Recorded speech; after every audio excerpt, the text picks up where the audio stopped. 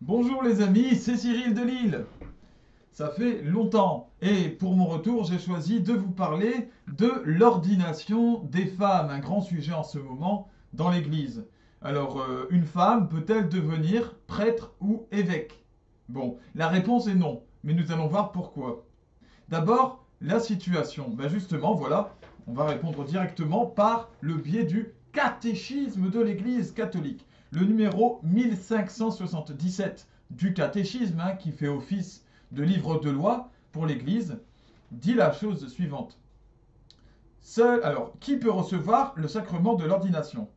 Seul un homme, vir, la racine du mot homme, vir, qui a donné viril, donc seul un homme vir, baptisé, reçoit validement l'ordination sacrée. Le Seigneur Jésus a choisi des hommes, viri, pour former le collège des 12 apôtres.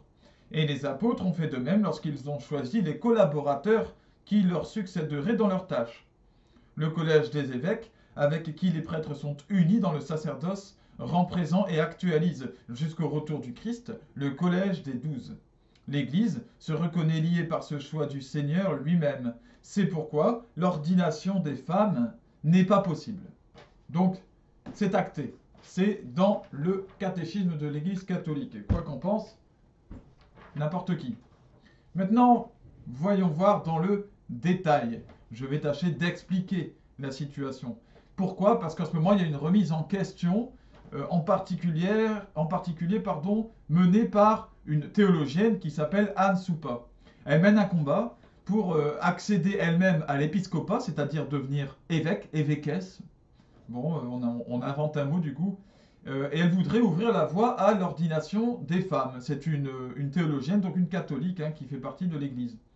Le pape François entend bien son appel, puisqu'elle fait ça vraiment de manière sérieuse, et elle a une certaine place elle-même dans l'Église déjà.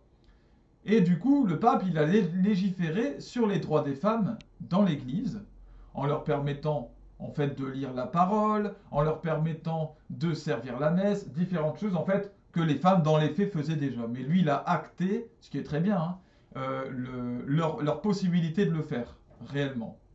Cela dit, l'ordination reste impossible, comme l'a dit le catéchisme. Pourquoi? Dans le fond, parce que l'exercice de l'autorité est proprement masculin. Ce monde ne le sait plus, ce monde l'ignore ou alors le met de côté, choisit de faire sans, mais n'empêche que l'homme, par nature, est conquérant.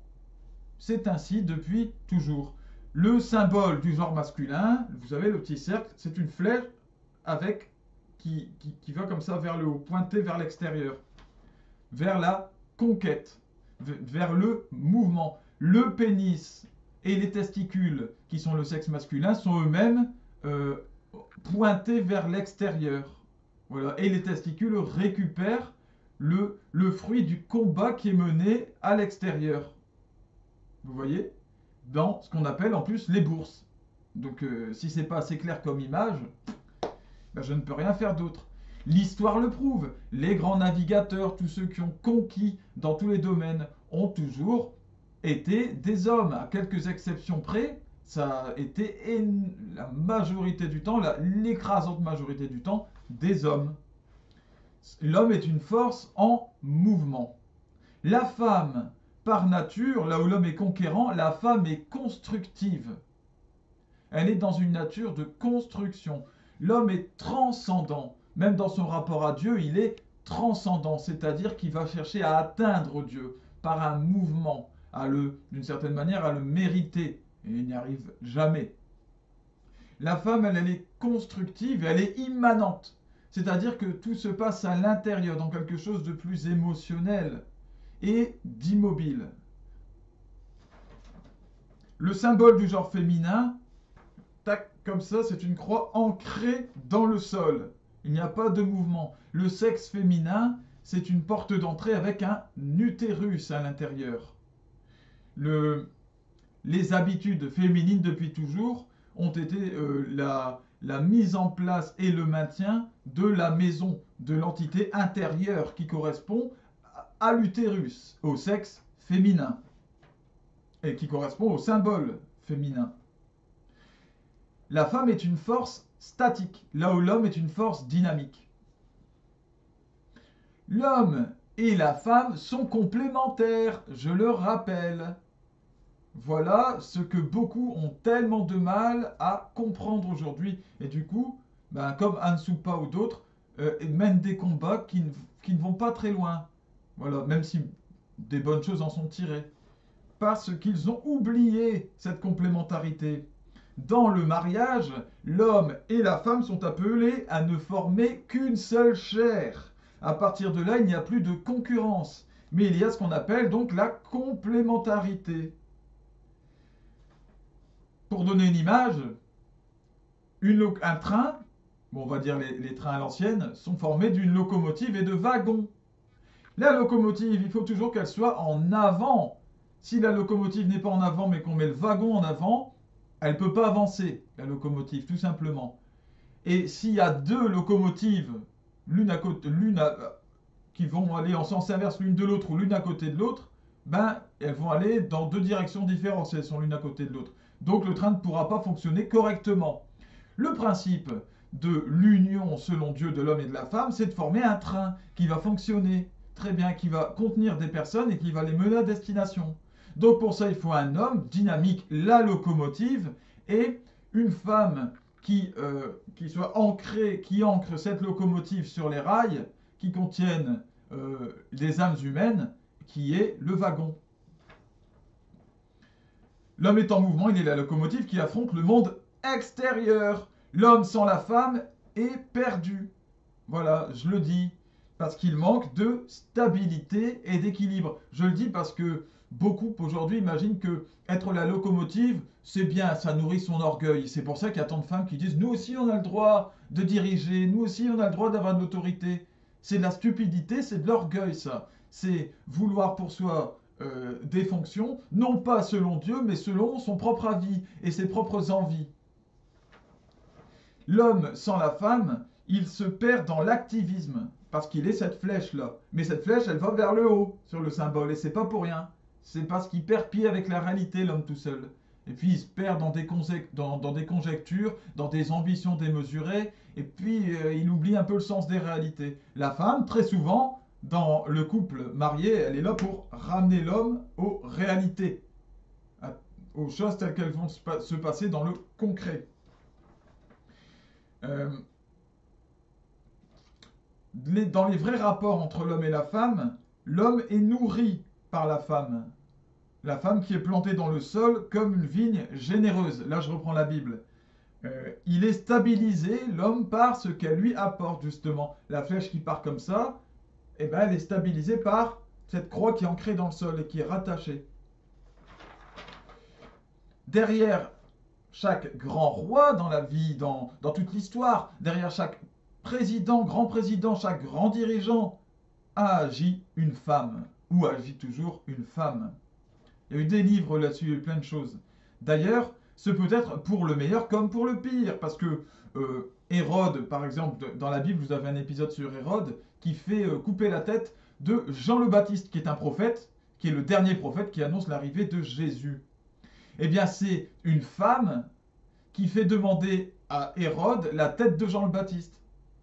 C'est elle qui veut le voir mourir. Hérode ne veut pas le voir mourir en réalité, mais il le fait en se pliant au caprice de cette femme.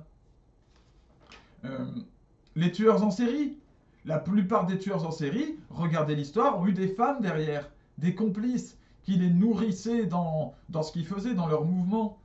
Et puis les grands dictateurs avaient des femmes aussi. Donc, là, c'est quelque chose qui est... Le rapport entre l'homme et la femme n'est pas en lien avec le bien ou le mal. C'est que nous fonctionnons comme ça. Ceux qui veulent se construire dans le mal vont trouver homme ou femme à leur convenance. Et de la même façon, vers le bien. La femme suggère, voilà, et l'homme agit. De manière imagée, c'est ça.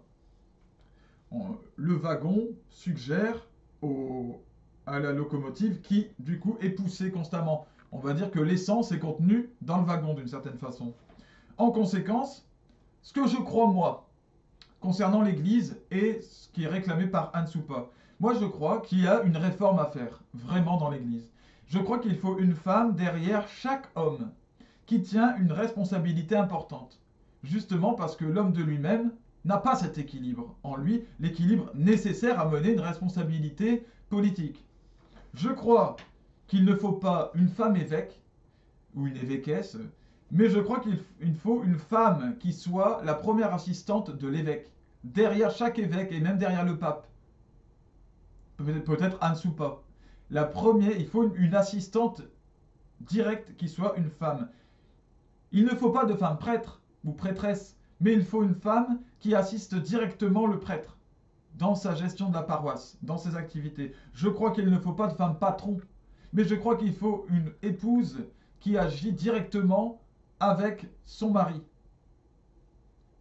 Ainsi, l'homme et la femme peuvent fonctionner à ce moment-là comme un être à deux têtes, à deux corps. Donc, en devenant réellement une seule chair, comme le dit la Bible, en se respectant chacun dans sa nature, dans sa fonction naturelle, soumis à Dieu. Voilà. Moi, évidemment, je fais la promotion du couple qui est tourné vers le bien, pas du couple de grands dictateurs ou de choses comme ça. Hein. Femmes, soyez soumises à vos maris. Maris, aimez vos femmes, dit saint Paul. Eh bien, que le wagon reste derrière la locomotive, que la locomotive reste attachée au wagon, c'est ça que ça veut dire. Voilà, soyez soumises à vos maris, ça veut dire restez derrière la locomotive, ne cherchez pas à prendre la première place. Et aimez vos femmes, ça veut dire locomotive, restez attachés au wagon, ne cherchez pas à faire des accélérations et à prendre des montées vertigineuses, vous pourriez vous détacher. Voilà. Aujourd'hui, la sainte que nous fêtons, c'est Sainte Prisca ou Priscilla. Elle a été accusée, écoutez bien, accusée de christianisme. C'était un crime au 1er siècle. Elle avait 13 ans. Elle a été torturée du coup parce qu'elle a assumé d'être chrétienne devant l'empereur. Elle a été torturée, battue et emprisonnée. Flagellée, ébouillantée parce qu'elle a dit une deuxième fois sa foi, elle a été jetée à un lion dans une arène. Mais le lion s'est couché à ses pieds. Voilà. Donc c'est ce qui arrive avec les enfants de Dieu. Elle a été jetée au bûcher et elle a survécu, miraculeusement encore une fois. Elle est morte décapitée. Là par contre, ça commence à devenir compliqué de rattacher la tête sur le corps. Elle est considérée comme la première sainte de l'Occident à témoigner publiquement de sa foi catholique. Voilà. Alors, que le Seigneur vous bénisse, qu'il bénisse particulièrement les femmes qui me regardent, toutes les féministes et toutes celles qui veulent mener un juste combat, parce que je pense qu'il y a des bonnes choses à en tirer de ce combat qui est mené, mais qu'il faut faire attention, il y a aussi des pièges. Il y a d'énormes pièges qui évidemment que le démon essaie d'utiliser pour faire tomber les enfants de Dieu. Que chaque femme soit nourrie du modèle de la Sainte Vierge Marie, soumise à Dieu, soumise à Joseph, soumise à l'Église, et qui en a été exaltée comme la reine du ciel, reine de l'univers. À bientôt les amis.